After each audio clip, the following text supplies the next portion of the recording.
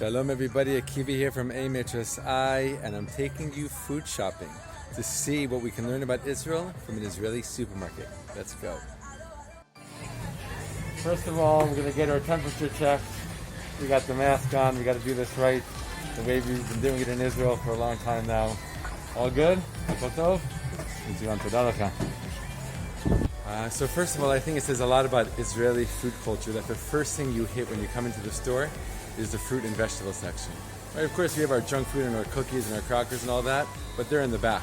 First thing you see is piles of tomatoes, piles of lettuce, piles of cucumbers. You know that Israelis love their Israeli salad, right? Not just a few. People are going to pack their bags with tons and tons of cucumbers to bring home, right? Because it's an everyday part of their food experience. So yes, in Israel we have our share of jelly, and we have our section of honey as well. But we have this other section right next to the bee honey, which is something called silan, which is date honey, date syrup.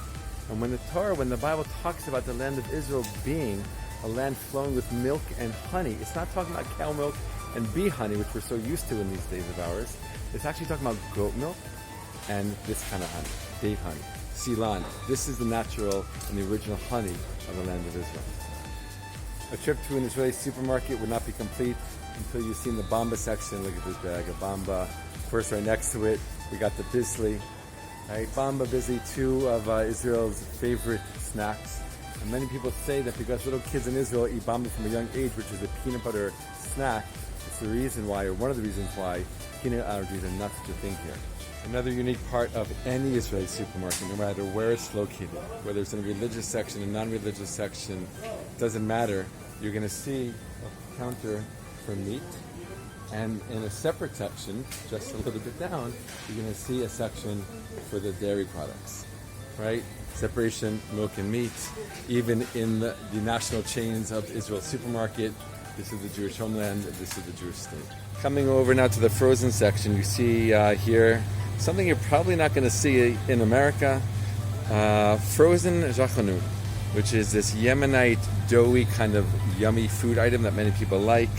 In addition to that, something called malawach, also a Yemenite kind of food, something that's just classic here and regular, you see all the time. So I just want to show you one other very unique aspect of Israeli supermarkets. Not everywhere, but in some places, like the place where I live, where you see the coming together in the intersecting of the Arab Israeli community and the Jewish Israeli community. Right here you have a woman who works here at the supermarket with a hijab, helping out an Orthodox man. Right? And a lot of times people see in the headlines the conflict, the strife, people can't get together, two people living in the land. And while of course there's conflict, there's also so many other pieces and parts and facets of the story here that people outside of Israel don't always get to see.